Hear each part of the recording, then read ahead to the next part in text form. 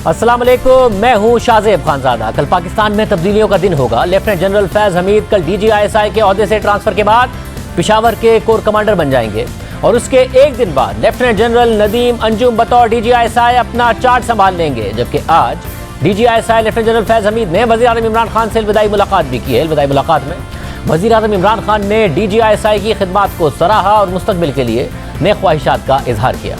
जहाँ कल ये एक अहम और बड़ी तब्दीली होगी, तो वहीं इससे पहले ही हुकूमत ने कई बड़े फैसले भी करा लिए हैं। कुछ फैसलों ने हुकूमत की पोजीशन मजबूत की और कुछ ने वक्ती तौर पर हुकूमत को तनाज़ात से बाहर निकालने में भी मदद फराहम की है। जहाँ एक तरफ कल हुकूमत ने अपनी देरीना ख्वाहिश को पूरा किया, पार्लियामेंट से इंतखाबी इस्लाहात बिल में अहम तरामीम समेत कई बिल्स को मंजूर कराने में कामयाब हो गई, तो दूसरी तरफ मुआहदे की तफसीलात आने से पहले ही तहरीक लब्बैक से हुकूमत के मामलात हतमी मराहिल तक पहुँच गए हैं। पहले हुकूमत ने तहरीक लब्बैक से खुफिया मुआहदा किया, उनके कारकुनान को रिहा करना शुरू किया, मुकदमात से दस्तबरदार होना शुरू हुई और फिर आज हुकूमत ने अचानक तहरीक लब्बैक के सरबराह साद रिजवी को भी रिहा कर दिया है। और रिहाई के बाद तहरीक लब्बैक के सरबराह अपने मरकज मस्जिद रहमतुल्लिल आलमीन पहुंचे, जहां कल यानी 19 नवंबर को तहरीक लब्बैक के बानी खादिम हुसैन रिजवी का उर्स मनाया जाएगा, जिसमें साद रिजवी भी मौजूद होंगे। यानी तहरीक लब्बैक के रहनुमा जो दावा कर रहे थे कि साद रिजवी अपने वालिद खादिम हुसैन रिजवी के उर्स में शामिल होंगे, वो दुरुस्त साबित हो गया है। मगर मुआहदे के 18 दिन बाद भी हुकूमत ने मुआहदे की तफसीलात नहीं बताई हैं, ना आवाम को बताई हैं, ना ही अपनी काबीना को बताई हैं। मगर अहम बात यह है कि आज साद रिजवी की रिहाई पर वफाकी वज़ीर इत्तलात फवाद चौधरी ने एक तकरीब से खिताब किया और शिद्दत पसंदी पर तफसील से बात की और हैरानकुन तौर पर उस खिताब में यह तस्लीम किया कि तहरीक लब्बैक के साथ मामलात में रियासत को पीछे हटना पड़ा। हमें सबसे बड़ा खतरा अपने आप से है। हमें हिंदुस्तान से कोई पोटेंशियल थ्रेट नहीं है, हमें अमेरिका से कोई खतरा नहीं है, हमें यूरोप से कोई खतरा नहीं है। हमें अगर सबसे बड़ा खतरा है तो वो अपने आप से है। सच्ची बात तो यह है कि ना तो हुकूमत और ना ही रियासत एक्सट्रीमिज्म से लड़ने के लिए उतनी तैयार है जितनी होनी चाहिए। अभी हमने TLP के केस में भी हमने देखा है कि किस तरह से रियासत को पीछे हटना पड़ा और ये उस बॉम्बशेल की निशानदही करता है जो टिक टिक करके बज रहा है।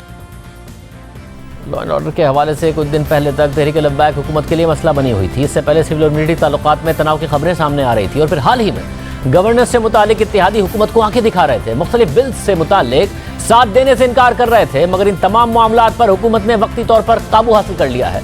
कानून साजी से मुतालिक जो हुकूमती अहदाफ थे वो भी हासिल कर लिए हैं। मगर क्या हुकूमत की ये पोजीशन जो फिलहाल मजबूत नजर आ रही है वो आने वाले दिनों में भी बरकरार रहेगी? क्या अपोजिशन जो बड़े बड़े दावे कर रही है वो माजी में कुछ नहीं बिगाड़ पाई, तो अब हुकूमत का बिगाड़ सकती है? सीनियर साहब और तज्ज़ियाकार सुहेल वड़ाई और फारूक हुसैन साहब हमारे साथ मौजूद हैं। आप दोनों का बहुत शुक्रिया।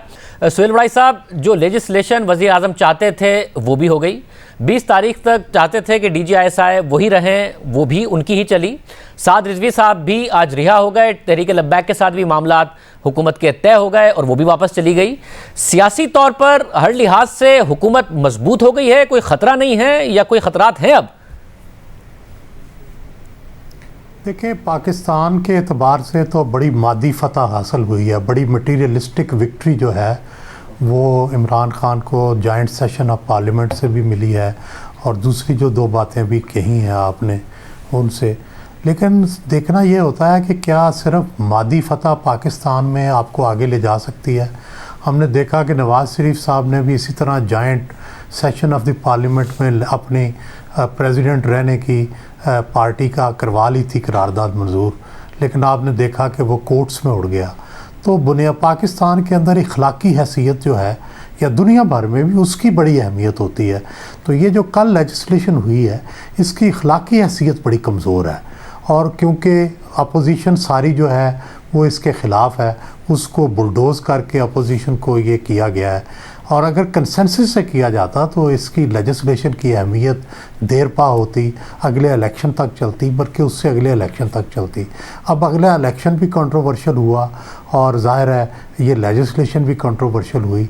तो मादी फतह से ये तो कल को कह सकते हैं कि हमें जो ओवरसीज़ पाकिस्तानीज़ के वोट हैं वो हम हासिल कर लेंगे, हम इलेक्ट्रॉनिक वोटिंग मशीन ले लेंगे, लेकिन जो दरमियान के मराइल हैं, जो बदमज़गी फैलेगी, जो एक दूसरे के ख़िलाफ़ बातें होंगी, जो कंपेन होगी, उससे मुल्क का माहौल जो है मज़ीद ख़राब होगा और सियासत जो है वो बजाय इसके कि स्टेबल हो, अनस्टेबिलिटी की तरफ जो है, इंस्टेबिलिटी की तरफ वो ज़्यादा जाएगी। फासिल साहब, अभी तक वज़ीर आज़म ने जो चाहा है वो हुआ है, चाहे वो इदारे में तब्दीली के हवाले से हो, जो जिस तारीख को वो चाहते थे उस तारीख के हिसाब से हो गई, जिस तरीके से वो चाहते थे इंटरव्यू करके उस हिसाब से हो गई, पार्लियामेंट में भी सारी तरामीम उनकी मर्जी से हो गई, आज तक अदालत में भी उनको कोई चैलेंज का नहीं सामना करना पड़ा जैसे गुज़िश्ता हुकूमतों को हुआ। कोई ख़तरा आपको दिखता है या बहुत मजबूत हुई है हुकूमत कल के दिन? देखिए शाहजेब साहब, मुझे ये लगता है कि जितना एक तासुर बन रहा है कि हुकूमत मजबूत हुई है, उतनी हकीकत है नहीं, क्योंकि जो बुनियादी वजूहात हैं जिनकी बिना पर हुकूमत की कमज़ोरी का तासुर उभर कर सामने आया था पिछले चंद हफ्तों में, वो बुनियादी वजूहात जूं की तूं हैं। हाँ, ये ज़रूर है कि सतही तौर पर जॉइंट सेशन में हुकूमत को एक कामयाबी हासिल हुई है, और बज़ाहिर लगता यूं है कि जो एक पेज की पहले बात होती थी वो पेज अगर 2 पेज हुए थे तो वापस 1 पेज हो गया है। लेकिन जिन वजूहात की बिना पर वो 1 पेज से शायद 2 पेज हुए थे, वो वजूहात जूं की तूं हैं। इसलिए मुझे नहीं लगता कि ये जो इस वक्त एक जॉइंट सेशन में इनको एक नंबर्स के तहत जो है वो कामयाबी मिली है, इसका ये मतलब है कि उनकी पोजीशन उसी तरीके से मुस्तहकम हो गई है जैसे कि आज से चंद हफ्ते पहले या 1-1.5 महीना पहले थी। वो दरार जूं की तूं जो है वो इस वक्त मौजूद है, और आने वाले दिनों में हमें ये नजर आना शुरू हो जाएगा कि उस दरार की मौजूदगी से हुकूमत की जो बज़ाहिर जो एक फतह लगती है वो आहिस्ता आहिस्ता आने वाले चंद हफ्तों में किस तरीके से कुछ मांद पड़ती नजर आएगी। सोहेल बड़ाई साहब, क्योंकि अहम लेजिस्लेशन हो गई हैं, इलेक्ट्रॉनिक वोटिंग जिस तरह चाहते हैं वज़ीर आज़म हो गया, ओवरसीज़ पाकिस्तानीज़ को वोटिंग का राइट मिल गया, अगर कुछ तब्दीलियों के बाद, कल की तब्दीली के बाद इदारे न्यूट्रल हो जाते हैं जैसा कि अपोजिशन डिमांड कर रही है, तो क्या हुकूमत को कोई ख़तरा ये अपोजिशन दे सकती है अगर न्यूट्रल हो भी जाए? नहीं, मेरा ख्याल है कि देखें, अगर तो लेवल प्लेइंग फील्ड हो तो फिर तो देखें सियासत भी और होगी, पार्लियामान भी और होगी, सारा कुछ और होगा। पाकिस्तान में बदकिस्मती से लेवल प्लेइंग फील्ड कभी नहीं रहा। जब एस्टेब्लिशमेंट न्यूट्रल भी होती है तो इसका मतलब यह है कि अपोजिशन को उसका फ़ायदा पहुंचता है।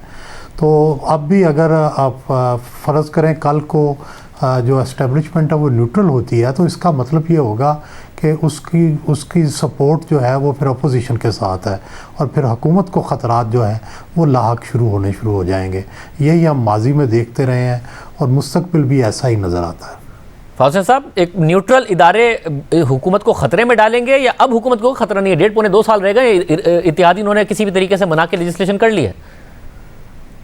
देखिए, मेरे ख्याल में अगर ये जिस न्यूट्रलिटी का आप जिक्र कर रहे हैं, अगर ये हमें इन एक्शन नज़र आती है, और अगर मैं तो यहाँ तक कहूँगा कि चलें, न्यूट्रलिटी तो एक बड़ी दूर की बात है, जो एक मुकम्मल तौर पर एक हिमायत जो हासिल थी, एक सपोर्ट हासिल थी, जिसकी कुछ हद तक अक्कासी जो है हमें अभी ये जॉइंट सेशन हुआ है इसमें भी नजर आई। बाकायदा तौर पर मेंबरान को एक तरीके से हुकूमत के हक में वोट करने के लिए उस तरह की जो सपोर्ट है, अगर वो न्यूट्रल नहीं भी होती लेकिन कम हो जाती है, और उस तरीके से हुकूमत के शाना बशाना वो एस्टैब्लिशमेंट नहीं खड़ी रहती हर हवाले से, तो मेरे ख्याल में फिर हुकूमत के लिए हुक्मरानी का बोझ संभालना मुश्किल होगा। क्योंकि पिछले तकरीबन 3 साल से जिस तरीके से हुक्मरानी हो रही है और गवर्नेंस हो रही है, और खुसूसन जो सियासी मैनेजमेंट हो रही है, वो उसमें हुकूमत को बहुत सपोर्ट हासिल थी एस्टैब्लिशमेंट की। अगर वो सपोर्ट कम होती है और उस तरीके से वो पॉलिटिकल मैनेजमेंट जो है वो तमाम तर हुकूमत की अपनी जिम्मेदारी बन जाती है, जिसका उसको ज्यादा तजुर्बा ना तो तजुर्बा है और ना ही उसने उस पर बहुत अच्छे नताइज उससे हासिल किए, तो फिर मेरे ख्याल में नंबर्स गेम जो है वो हुकूमत के लिए कुछ खतरे की घंटी बजाना शुरू कर देंगे, और आने वाले दिनों में ऐन मुमकिन है कि सेनेट में हमें ऑपोजिशन की तरफ से कोई एक मूवमेंट नजर आए जिसके तहत वो सेनेट चेयरमैन को हटाने की कोशिश करें। इस पे बातचीत हो रही है, सरगोशियां हो रही हैं, प्लानिंग हो रही है। सिर्फ इंतजार इस बात का है कि वो असेसमेंट कर पाए कि क्या वो स्टेपिंग बैक एस्टैब्लिशमेंट की तरफ से होगी, वो न्यूट्रलिटी होगी, और अगर वो हुई तो मेरे ख्याल में फिर हुकूमत के लिए वाकई में एक खतरनाक सूरत हाल पैदा हो सकती है। वैसे अगर ऐसा होता है, एक मोमेंटम नजर आता है आमतौर पर, उसके बाद लगता है कि जी ऑपोजिशन में जान पड़ रही है, नहीं पड़ रही है, आपको वो मोमेंटम दिख रहा है इस ऑपोजिशन में जिस तरीके से ये आगे बढ़ रहे हैं कि हुकूमत के लिए कोई खतरा बन सके? देखिए, मुझे लगता है कि अभी थोड़ा सा वक्त है, शायद 1 या 2 महीने अभी बाकी हैं उस मोमेंटम पकड़ने में और उस सूरत हाल के तब्दील होने में। उसकी वजह यह है कि इतने 3 साल जब इस्टेब्लिशमेंट और हुकूमत जो है, रियासत और हुकूमत एक सफ़े पर रहे हैं, तो उसका तासुर जो है और उसका यूँ समझें कि असर वो अभी तक बाकी है। वो असर ख़त्म होने में अभी 1-2 माह लगेंगे और उसके बाद की सूरत हाल का फिर तवक्को की जा सकती है कि नो कॉन्फिडेंस मूव भी आ सकती है सेनेट में, पंजाब के अंदर भी तब्दीली आ सकती है, इत्तेहादियों का रवैया भी बदल सकता है। ये जो सारी इंडिकेशंस होती हैं वो फिर सामने आनी शुरू होंगी। अभी मेरा ख़्याल है वो वक्त नहीं आया।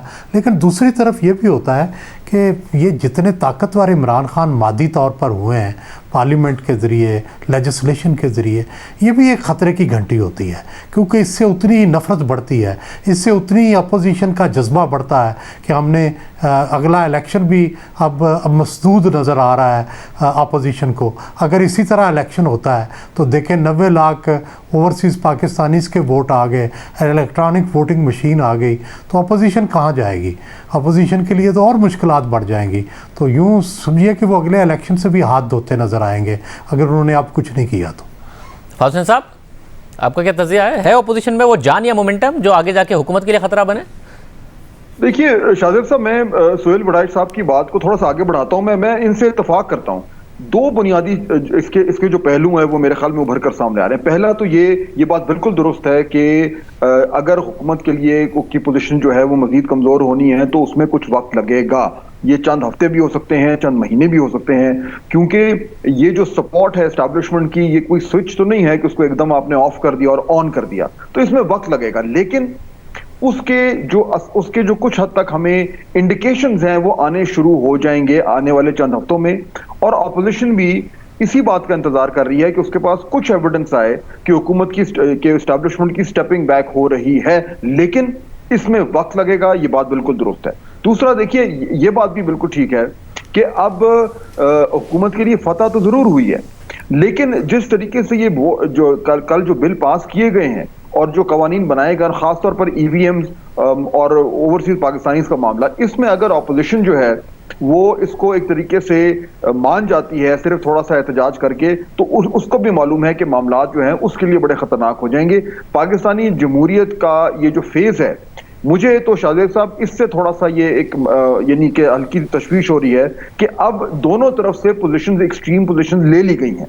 ना अपोजिशन के पास कोई चारा है मुफाहमत का और ना ही हुकूमत के पास है। अब या तो बिल्कुल डायरेक्ट हेड ऑन जो है वो तसादुम है, या ये है कि उस तसादुम के नतीजे में इस्टेब्लिशमेंट का कोई इस तरह का रोल सामने आएगा जिससे मामला जो हैं वो किसी एक अनसर्टन तरीके की तरफ जा सकते हैं। लेकिन जिस तरीके से मामला पिछले 3 साल से चल रहे थे, मुझे नहीं नजर आ रहा कि अगले 1.5-2 साल वो उसी तरीके से चलें। आप दोनों का बहुत शुक्रिया। गुफ्तगू नाज़रीन आपने सुनी। प्रोग्राम में ब्रेक शामिल करेंगे। नवंबर का महीना है, इंडस्ट्री ने अभी से गैस बहरान की शिकायत शुरू कर दी है, तो सिरात आपके सामने रखेंगे एक ब्रेक के बाद।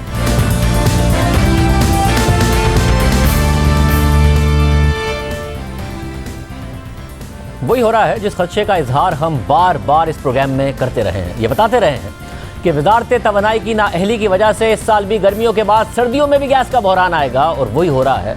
और वफाकी काबीना की कमेटी बराए तवानाई ने सर्दियों के लिए गैस लोड मैनेजमेंट प्लान की मंजूरी दे दी है। इजलास के बाद जारी होने वाले एलामिया के मुताबिक घरेलू सार्फिन को गैस की फराहमी बेहतर बनाने के इकदाम की मंजूरी दी गई है और सर्दियों में घरेलू सार्फिन को गैस की सप्लाई यकीनी बनाने की हिदायत की गई है। एलामिया के मुताबिक कैप्टिव पावर जनरेशन से गैस घरेलू सार्फिन को फराहम की जाएगी, जबकि सीएनजी सेक्टर को सर्दियों में गैस की फराहमी बंद करने की मंजूरी दे दी गई है और बरामदी सनतों को तरजीही बुनियादों पर गैस फराहम की जाएगी।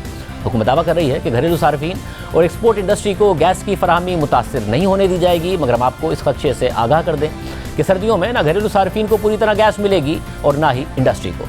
खुद मुशीर तिजारत रज़ाक दाऊद ने भी इन खदशात का इजहार किया है, मगर फिर भी उम्मीद का इजहार किया है कि एक्सपोर्ट मुतासिर ना हो। इसके अलावा कराची में भी आज सनतकारों ने प्रेस कॉन्फ्रेंस की और दावा किया कि हमारे पास एक्सपोर्ट के ऑर्डर हैं, मगर इंडस्ट्री चलाने के लिए हमारे पास गैस नहीं है। अगर गैस दी जाए तो 40% तक बरामदात बढ़ा सकते हैं। जब गैस जो है ना हमसे आंख मिचोली खेल रही है और किसी गैस का ना प्रेशर है ना अवेलेबिलिटी है। आपको पता है पूरे सिंध और बलूचिस्तान को मिलाकर इंडस्ट्री का कंजप्शन 380 से 400 MMCF है। टोटल गैस जो है वो बिल्कुल भी आधा पाउंड होती है, कभी 1 पाउंड होती है, कभी नहीं होती। ये पोजीशन अगर हमारे साथ है तो क्या आप सिंसियर हैं? रजाक दाऊद साहब ने जो कल नोटिस लिया है और कल कराची प्रेस क्लब में गए, उन्होंने भी गैस की बड़ी बात की है, मैं उनका शुक्रगुजार हूं। लेकिन क्या होगा कुछ? मेरा सवाल यह है अरबाब इख्तियार से कि क्या ये सर्दियां हैं इसी तरह रोते धोते गुजर जाएंगी? हम ये कहते हैं कि एक दिन हम मुकम्मल बंद कर देते हैं, 6 दिन आप हमें बराबर गैस देते हैं, तो 13% आज जो कमी है उसका आप हिसाब कर लें। अगर 911 और हमको 1100 की जरूरत है तो तकरीबन 10 और 15% के दरमियान है। तो हमने इनको इसका सोल्यूशन दिया, वो उस पर भी इंप्लीमेंट करने को तैयार नहीं कि हमारे पास मशीनरी नहीं है, हम बाय फोर्स बंद नहीं कर सकते, वॉलंटरीली कोई बंद नहीं करता। तो ये जो बातें हैं, हम क्या करें? हमने यहाँ इंडस्ट्री लगा के क्या हमने कोई ऐसा कोई जुर्म किया जिसकी पादाश में हमको सजाएं दी जा रही हैं? ये क्या मतलब, ये क्या मामलात हैं, हमारी समझ में नहीं आता। आज हम यहाँ बैठे हैं, हमारी इंडस्ट्री बंद है। आप में से जितने लोग जो इंडस्ट्री पर हाथ रखें विजिट कराएं, हम उसको आपको विजिट कराते हैं। बंद पड़ी है या जो ऐसी मशीनें जो बिल्कुल लो प्रेशर पे चल रही हैं वो चल रही हैं, बाकी सब बंद है। तो अगर ये सब बंद है, डीजल पे फर्नेस पे चल और या हम फर्नेस ऑयल पे चला रहे हैं या डीजल पे चला रहे हैं, विच इज 3 टाइम्स एक्सपेंसिव, 3 गुना वो महंगा है अगर आप फर्नेस ऑयल पे उसको चलाते हैं तो। हमारा एक्सपोर्ट जो है वो हम 30% से 40% मजीद एक्सपोर्ट बढ़ा सकते हैं, मगर हमारे पास गैस नहीं है। गैस का जो प्रेशर है वो कभी 0 हो जाता है, कभी 1 हो जाता है, कभी 1.5 तक चला जाता है। उससे हमारी इंडस्ट्री चल नहीं रही है।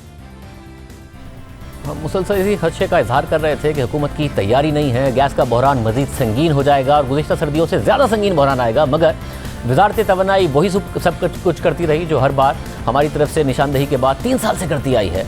नाजरीन, इस प्रोग्राम के ज़रिए हमारी कोशिश रही है कि आपके और हुकूमत के सामने हक़ाइक़ रखें। 2018 से चीनी का बहरान हो, गंदम का बहरान हो या गैस का बहरान हो, हम बार बार हक़ाइक़ आपके सामने रखते रहे हैं। हमारा मकसद हक़ाइक़ सामने लाकर हुकूमत के सामने अवामी मुफाद का तहफ़्फ़ुज़ करना और हुकूमत को अवाम के सामने जवाबदेह करना होता है। लेकिन बजाय सवालों का जवाब देने के हुकूमती वज़रा हमारे खिलाफ एक ज़ाती मुहिम शुरू कर देते हैं किसी भी सहाफ़ी के लिए। ये मुनासिब नहीं है कि वो खबर रिपोर्ट करने के बजाय खुद खबर बन जाए, मगर बाज़ औक़ात हक़ाइक़ अवाम के सामने लाना ज़रूरी हो जाता है। जब नून लीग की हुकूमत गई तो चीनी की कीमत 53 रुपये फ़ी किलो थी और फिर चीनी की कीमतों में मुसलसल इजाफा होता चला गया। हमने इस बात की बार बार निशानदही की कि हुकूमत में शामिल जहांगीर तरीन और खुसरो बख्तियार के ख़ानदानों की शुगर मिल्स हैं, वो अहम फैसला साजी में शामिल हैं और गलत फैसले किए जा रहे हैं जिसकी वजह से चीनी की कीमतों में इजाफा हो रहा है और वज़ीर आज़म को चीनी की कीमतों में इजाफे की गलत वजूहात बताई जा रही हैं।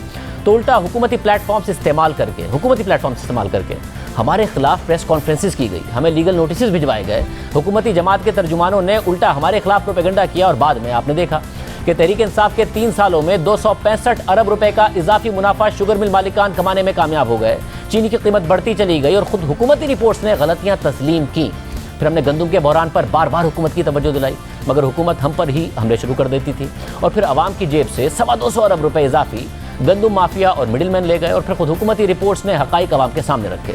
हमने 2018 में गैस बहरान की निशानदही की। उस वक्त के वज़ीर पेट्रोलियम गुलाम सरवर गलती मानने को तैयार नहीं थे, हमारे प्रोग्राम में बहस करते रहे। बाद में हमारे प्रोग्राम के हक़ाइक़ दुरुस्त साबित हुए और वज़ीर आज़म ने गुलाम सरवर खान की वज़ारत बदल दी और गुलाम सरवर खान ने बाद में अपनी गलती भी मान ली।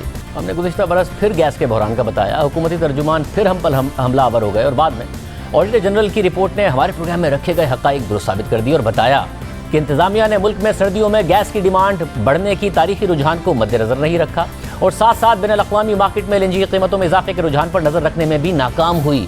कमज़ोर प्लानिंग और गलत फैसलों के नतीजे में देर से LNG टेंडर किए गए और इसी वजह से महंगे दामों LNG खरीदी गई। और आज खुद हुकूमत नदीम बाबर के दिफा के लिए तैयार नहीं है। हमने इन गर्मियों में आने वाले बहरान का बताया, फिर अब पर हमले शुरू हुए और फिर बहरान आ गया। फिर इन सर्दियों के बारे में बताया कि जो बहरान आना है उसमें शिद्दत आएगी और शिद्दत हम्माद अज़हर और उनकी वजारत की नाअहली की वजह से आएगी और फिर हम पर हमले और इल्ज़ाम शुरू कर दिए गए। मगर इस दफ़ा सिर्फ हमले शुरू नहीं किए गए बल्कि प्रोग्राम को रोकने की बाकायदा कोशिशें की गई और चैनल की इंतज़ामिया पर दबाव डाला गया। एक प्रोग्राम की जिम्मेदारी है कि वो हक़ाइक़ सामने रखे और साथ हुकूमत का मौक़िफ़ ले। खुद वज़ीर आज़म मुख्तलिफ़ सहाफ़ियों से मुलाकातों में बार बार कह चुके हैं कि मेरा जो वज़ीर गलती करे आप खुलकर हक़ाइक़ सामने रखें और उन्हें प्रोग्राम में बुलाएं, कोई नहीं आता तो मुझे बताएं। हमने बार बार हम्माद अज़हर को बुलाया क्योंकि वो खुद वादा करके गए थे कि प्रोग्राम में आए, मगर उन्होंने जवाब ही नहीं दिया। आज भी बुलाया, आज भी जवाब नहीं दिया। मुझे अपनी आप नहीं आना चाह रहे ना दिसंबर में जो क्राइसिस आने वाला है, आप नहीं आना चाह रहे ना दिसंबर में जो क्राइसिस आने वाला है, आप लोगों की वजह से जो देर से आपके क्राइसिस पे दोबारा आ जाऊंगा, इसमें क्या मसला है? तो आप आ जाइएगा दोबारा के क्राइसिस पे, आप दोबारा आ जाइएगा, मगर अभी तो बता दें जुम्मे वाले दिन जो हकायक की है मुझे जरा उसकी तो जुम्मे को ही तो बताया था मैंने, जुम्मे को ही ये बताया था मैंने कि दिसंबर में क्राइसिस आने वाला है, जुम्मे को ही बताया था आपका। आप नहीं आना चाह रहे, मगर मैंने आपको इनवाइट में लिखा था ना कि हम बात करेंगे सर्दियों में गैस के क्राइसिस की, आप क्यों नहीं बात करना चाह रहे हैं? मैंने फ्राइडे के शो में बात की थी कि बुरहान आएगा आपकी वजह से। हमने इस वादे के बाद हम उन्हें 5 दफा बुला चुके हैं, मगर उन्होंने जवाब ही नहीं दिया। और वो ना सिर्फ प्रोग्राम में आकर जवाब नहीं दे रहे हैं, ना हमें जवाब दे रहे हैं, बल्कि हमारी टीम की तरफ से दावतनामा मिलने के बाद चैनल की इंतजामिया पर दबाव डालकर प्रोग्राम रुकवाने की कोशिश की जा रही है। पहले भी हम अदर प्रोग्राम्स में आने के बजाय चैनल की इंतजामिया से शिकायतें और दबाव डालते रहे हैं, और उन्हें इंतजामिया की तरफ से हमेशा यही कहा गया कि आपको प्रोग्राम में लाइव बुलाया जा रहा है तो लाइव जाकर जवाब दे दें।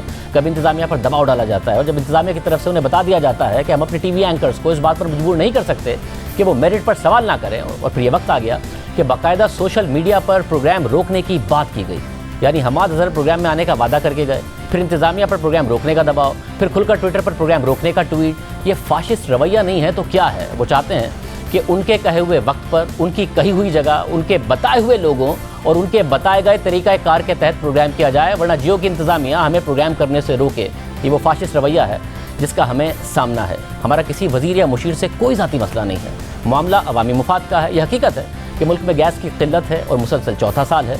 3 साल से ना तो कोई नया LNG का टर्मिनल लगाया है और ना ही उस पर काम शुरू हो सका है। गैस पाइपलाइन पर काम तक शुरू नहीं हो सका है। मुल्क में गैस का बहरान है, इसलिए बतौर सहाफ़ी हमारी जिम्मेदारी है और हक है कि हम अवाम के मुफाद में हुकूमती वज़रा से ये सवाल पूछें। हमारा मुसलसल ये कहना है कि एक लंबी बहस नहीं है, बल्कि बिल्कुल सादा सा मामला है।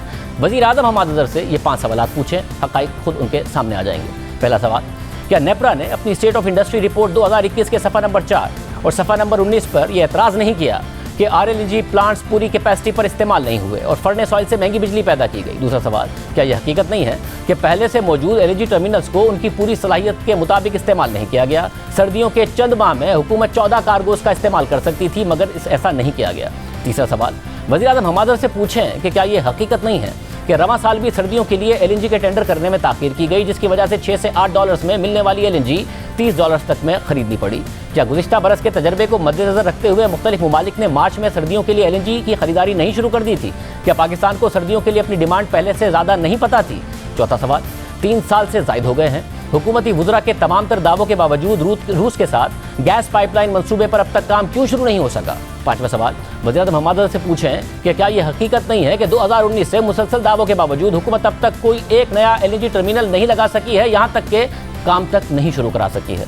अब हम आपको बताते हैं कि ये सवाल क्यों ज़रूरी है। पहला सवाल हमने नेपरा की रिपोर्ट के हवाले से पूछा। देखिए नेपरा की स्टेट ऑफ इंडस्ट्री रिपोर्ट के सफ़ा नंबर 4 पर क्या लिखा है। रिपोर्ट के मुताबिक इस साल के दौरान सिस्टम ऑपरेटर ने बताया कि उन्होंने मुतल्लिका हुकाम को अपनी LNG की डिमांड का वक्त से पहले बता दिया था, बहुत पहले बता दिया था, मगर फिर भी उन्हें मतलूबा LNG नहीं दी गई, जिसके नतीजे में मुख्तलिफ LNG प्लांट्स या तो इस्तेमाल ही नहीं हुए या फिर कम इस्तेमाल हुए। नेपरा की रिपोर्ट में मज़ीद लिखा है कि RLNG की कमी की वजह से न सिर्फ बिजली की पैदावार में रुकावट आती है, जिसकी वजह से लोड शेडिंग होती है, बल्कि ये डीजल या फर्नेस ऑयल से महंगी बिजली की पैदावार पर मजबूर करती है, जिससे सार्फिन के लिए बिजली की लागत में इजाफा होता है।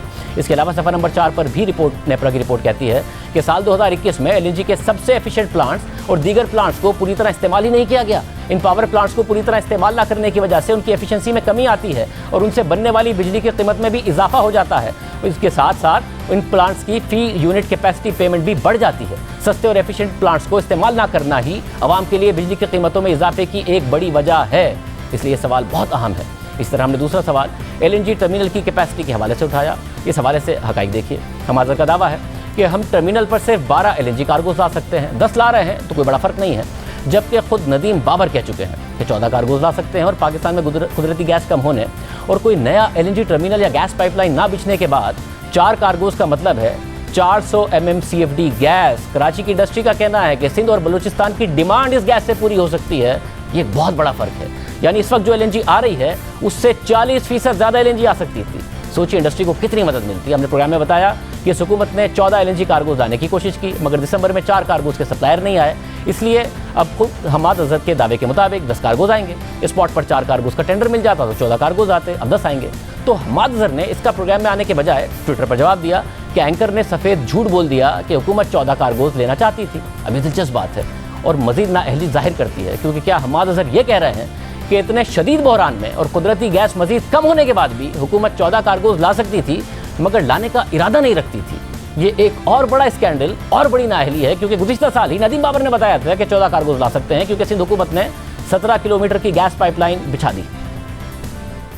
हमारे टर्मिनल फुल कैपेसिटी पे चलेंगे, पूरा दिसंबर, पूरा जनवरी, दिसंबर का महीना 1200 पे चलेंगे, जनवरी में हम 1400 का रेंज कर रहे हैं क्योंकि इंशाल्लाह हमारी जो पाइपलाइन थी जो हमने सिंध गवर्नमेंट से इजाज़त लेके बनानी थी वो मुकम्मल हो गई होगी। खुशी महसूस करता हूँ आप सबको बताते हुए कि 2 दिन पहले हमने ये लाइन कंप्लीट कर लिया, चालू कर दिया से। अभी 24 को हमने कंप्लीट किया, 25-26 को हमने टेस्ट किया, अब ये लाइन तैयार है।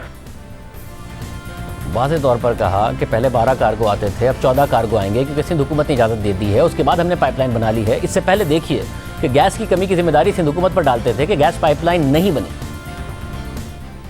हम करेंगे ये कि जो हमारे दोनों LNG के टर्मिनल्स हैं जो इस वक्त तकरीबन 1200 के करीब चल रहे हैं इस महीने, वो हम दिसंबर और जनवरी में उनको 1200 की बजाय 1300-1350 तक चला सकते हैं। लेकिन वो गैस मूव करने की हमारे पास इस वक्त कैपेसिटी नहीं है पाइपलाइन की वजह से।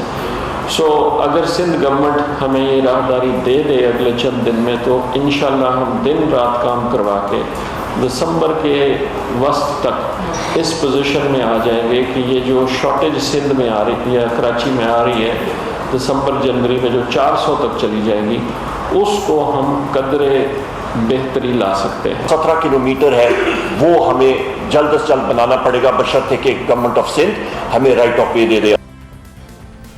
फिर पाइपलाइन बन गई, ऐलान कर दिया कि 14 कार्गोज आएंगे। तो आज हमाद अजहर बताएं और वज़ीर आज़म को बताएं, हमारे प्रोग्राम में अगर नहीं आ रहे हैं, कि दोनों में से क्या झूठ था। क्या नदीम बाबर और उमर अयूब का सिंध हुकूमत पर इल्ज़ाम झूठ था या 17 किलोमीटर की पाइपलाइन बनने के बाद 14 कार्गोज लाने का दावा झूठ था, या फिर नदीम बाबर और उमर अयूब की दोनों बातें सच्ची थी और आज हमाद अजहर झूठ बोल रहे हैं। मगर हमाद अजहर ने ये पहली दफ़ा झूठ नहीं बोला है। आज वो कह रहे हैं कि दोनों टर्मिनल्स पर से हम टोटल 1200 MMCFD यानी 12 कार्गोज ला सकते हैं। ये 9 और 10 और 11 कार्गोज जो थे अब 10 और 10 हो गए तकरीबन। This is as oppose to the maximum terminal capacity of 12 cargoes a month जो हम इंपोर्ट कर सकते हैं। हम 12 कार्गोज जो है ना वो ले सकते हैं। ये हमारे टर्मिनल्स की कैपेसिटी है, हमारी पाइपलाइन की भी समझ लें कि लगभग यही कैपेसिटी है।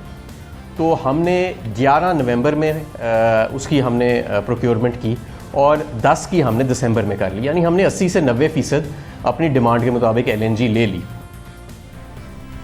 अगर कह रहे हैं कि हम 12 कार्गोज ला सकते हैं क्योंकि इतना ही का ही मुआहदा है, इतने की सलाहियत है, ये भी कह रहे हैं, और हर टर्मिनल पर 6 आ सकते हैं। हालांकि सलाहियत नहीं, मुआहदा है और हुकूमत इससे ज़्यादा LNG भी मंगवा सकती है। जैसा कि नदीम बाबर ने बताया था कि अब 1200 की जगह 1400 यानी 14 कार्गोज मंगवाएंगे। और सिर्फ यही नहीं, इस साल जब जून में एंग्रो टर्मिनल की ड्राई डॉकिंग का मसला आया तो खुद असद उमर ने बताया कि उन्हें हमाद अजहर ने बताया कि जब एक टर्मिनल कुछ दिन के लिए ड्राई डॉकिंग की वजह से दस्तयाब नहीं होगा तो दूसरा टर्मिनल 600 की जगह 750 MMCFD पर चलेगा और इसका इंतजाम कर लिया गया है। जहाँ तक इसकी गैस की बात कर रहे हैं, ये मैंने कल सवाल एनर्जी मिनिस्टर से पूछा था और उन्होंने मुझे ये बताया कि इस पीरियड के अंदर जिसके अंदर ये 1 हफ्ते के लिए ड्राई डॉकिंग की वजह से आपके पास एक टर्मिनल अवेलेबल नहीं होगा या लिमिटेड कैपेसिटी में अवेलेबल होगा, तो जो दूसरा टर्मिनल है उसकी पूरी कैपेसिटी यूटिलाइजेशन करने के लिए गैस अरेंज कर ली गई है। तो वो 600 के बजाय 750 MSCFD वहाँ से गैस लेके आएंगे। ये कल ही मैंने उनसे पूछा था और उन्होंने इसका मुझे जवाब दिया। ये खुद हमाद अजहर ने असद उमर को बताया और ये बात जब हमने हमाद अजहर के सामने रखी तो देखिए उन्होंने क्या जवाब दिया। उसके ऊपर नैब के केसेस चल रहे हैं और इंटरनेशनल आर्बिट्रेशन चल रही है। जब तक वो इंटरनेशनल आर्बिट्रेशन सेटल नहीं होती हमारे पे भी एक ममानियत है कि हम नहीं कर सकते। पिछले हफ्ते ताबिश गौर साहब से पूछा तो उन्होंने भी ये कहा कि जी एक टर्मिनल पर नैब का मसला है, दूसरे पर लिटिगेशन का मसला है। मगर नवंबर में ये प्रेस कॉन्फ्रेंस की थी नदीम बाबर साहब ने, उससे पहले सिंध गवर्नमेंट को बहुत ज़्यादा जिम्मेदारी देते रहे कि जी इनकी वजह से 17 किलोमीटर की पाइपलाइन नहीं बिछ रही वरना हम इजाफी कैपेसिटी इस्तेमाल कर लेंगे। फिर उन्होंने अनाउंस किया नवंबर में कि हम जनवरी में 1400 MMCFD लाएंगे क्योंकि पाइपलाइन बिछ गई है। तो ये लिटिगेशन का मसला बाद में आया या पहले से था टर्मिनल पर? ये लिटिगेशन का मसला पहले से था। 17 किलोमीटर की लाइन जो थी नदीम बाबर साहब ठीक कह रहे थे वो बिछ चुकी है, लेकिन हम इंतज़ार कर रहे हैं कि ये लिटिगेशन और आर्बिट्रेशन का मामला ख़त्म हो ताकि हम उस 17 किलोमीटर की जो पाइपलाइन है उसे इस्तेमाल कर सकें। असद उमर साहब ने भी जुमेरात के दिन एक टॉक शो में कहा कि वजीर पावर ने, जो कि आप हैं, उन्हें यकीन दहानी कराई है कि दूसरे टर्मिनल से 750 MMCFD आएगी और ये कह रहे हैं कि ताबिश गौर ने भी आज जाके कहा है। हमने ये फैसला किया कि कानूनी इससे मशवरा लिया जाए और देखा जाए कि अगर इसको मौजूदा लिटिगेशन के बावजूद, मौजूदा नैब के मसाइल के बावजूद बावजूद इसको लाया जा सकता है तो इसको एक्सपेडाइट करा दिया जाए, उससे हमें कोई 100 से 150 MMCFT का फ़ायदा हो सकता है। लेकिन कल तक अभी तक क्लियर नहीं था कि उसके ऊपर कानूनी को रास्ता निकला है कि नहीं। असद उमर को कुछ और बताया, मीडिया पर आकर कुछ और बता दिया। इस हवाले से पहले टर्मिनल के हवाले से हमने नैब से रब्ता किया तो उन्होंने साफ इनकार कर दिया कि नैब का केस टर्मिनल की इजाफी कैपेसिटी के इस्तेमाल में रुकावट ही नहीं है। हुकूमत प्राइवेट सेक्टर को थर्ड पार्टी एक्सेस देने की मंजूरी देती रही मगर फिर भी उस पर अमल दरामद नहीं हुआ। फिर एंग्रो कंपनी जिसने पहला LNG टर्मिनल लगाया उसके CEO ने हमारे प्रोग्राम में आकर बताया कि अगर नैब का केस रुकावट होता तो काबीना मंजूरी कैसे दे देती। क्या नैब का केस जो है इस टर्मिनल के हवाले से वो रुकावट है? आप मुझे एक बात बताएं, 2019 में ECC ने अप्रूव किए TPA रूल्स, 2020 के अंदर ECC अप्रूव करती है, CCOE अप्रूव करती है, कैबिनेट अप्रूव करती है। आपके ख्याल में क्या ये समरी लॉ डिवीजन नहीं गई होगी? आप ये सवाल उनसे पूछें। जब 14 कार्गोज की हम बार बार बात करते रहे तो हुकूमत ने यह सवाल उठा दिया कि 14 छोड़ें, कोई एक महीना ऐसा बताएं जिसमें 12 से ज़्यादा 13 कार्गोज आए हों। इसी साल मई में ओगरा ने 13 कार्गोज का नोटिफिकेशन जारी किया था जो अब भी उनकी वेबसाइट पर मौजूद है। उसके अगले महीने जून में फिर 12 कार्गोज आए थे। इसी तरह तीसरा सवाल हमने ताख़ीर से टेंडर करने के हवाले से किया। हक़ाइक़ देखिए, हम आपको बार बार बता चुके हैं और हुकूमत की तवज्जो इस तरफ दिला चुके हैं कि मार्च के महीने से ही मुख्तलिफ ममालिक ने सर्दियों के लिए LNG की खरीदारी शुरू कर दी थी। 8 अप्रैल को ब्लूमबर्ग में खबर शाया हुई। उस खबर के मुताबिक सर्दियों से पहले LNG दरामद करने वाले ममालिक ने सौदे करना शुरू कर दिए हैं। चीन ने जून से फरवरी 2022 के लिए 35 कार्गो अप्रैल में ही खरीद लिए ताकि सर्दियों में गैस की जरूरत को पूरा किया जा सके। इसके अलावा चीन, जापान और जनूबी कोरिया के दीगर खरीदार भी सर्दियों के लिए सौदे कर रहे हैं। खबर के मुताबिक एशिया के LNG इंपोर्टर्स अप्रैल में ही सर्दियों तक की खरीदारी कर रहे हैं ताकि गुज़िश्ता साल सर्दियों में पैदा होने वाली सूरत हाल से बचा जा सके। मगर हुकूमत पाकिस्तान ने कुछ नहीं किया। LNG की कीमतें बढ़ती चली गई। जुलाई, अगस्त और सितंबर में कीमतें आसमान को पहुंचने लगी। इसके अलावा चौथा सवाल हमने गैस पाइपलाइन के हवाले से पूछा, उसके भी हक़ाइक़ देख लें। रूस के साथ गैस पाइपलाइन ना बिछाए जाने की जिम्मेदारी भी हम्माद अजहर ने गुज़िश्ता हुकूमत पर डाल दी। आपने रशिया की बात की, मैंने रशिया का वो IGA देखा जो आप साइन करके गए थे 2015 में, उसकी हमें तरमीम करनी पड़ी है।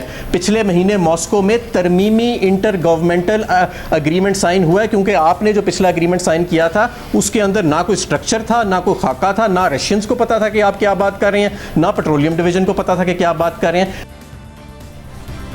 मगर हम्माद अजहर के इस दावे से 7 महीने पहले ही नदीम बाबर बता चुके थे कि रूस के साथ तो मुआहदा हो गया है, बहुत जल्द काम शुरू होने वाला है। पिछले हफ्ते आप सब ने देखा होगा कि हमारा रशियंस के साथ MOU रिवाइज करके हमने साइन किया नॉर्थ साउथ पाइपलाइन बनाने के लिए। इंशाल्लाह हमारी उम्मीद है कि फरवरी मार्च में इस पे हम फिज़िकली ग्राउंड पे काम शुरू कर देंगे। इस पर लैंड एक्विजिशन का प्रोसेस शुरू हो चुका है। हम पूछें कौन झूठ बोल रहा है। इसके अलावा 5वां सवाल हमने नए टर्मिनल्स के हवाले से उठाया। 3 साल से प्राइवेट कंपनियां LNG टर्मिनल लगाने के लिए तैयार हैं मगर अभी तक कोई पेशरफ्त नहीं हो सकी है। इसलिए ये 5 सवाल अहम हैं। वज़ीर तवानाई इन सवालात का जवाब वज़ीर आज़म को दे दें। हमें प्रोग्राम में आके जवाब देने को तैयार नहीं है, वादा करके गए थे तो वज़ीर आज़म को दे दें, तो वज़ीर आज़म को सच बता दें और वज़ीर आज़म अवाम को सच बता दें। आज के प्रोग्राम में इतना ही, इजाज़त दीजिए। अल्लाह हाफ़िज़।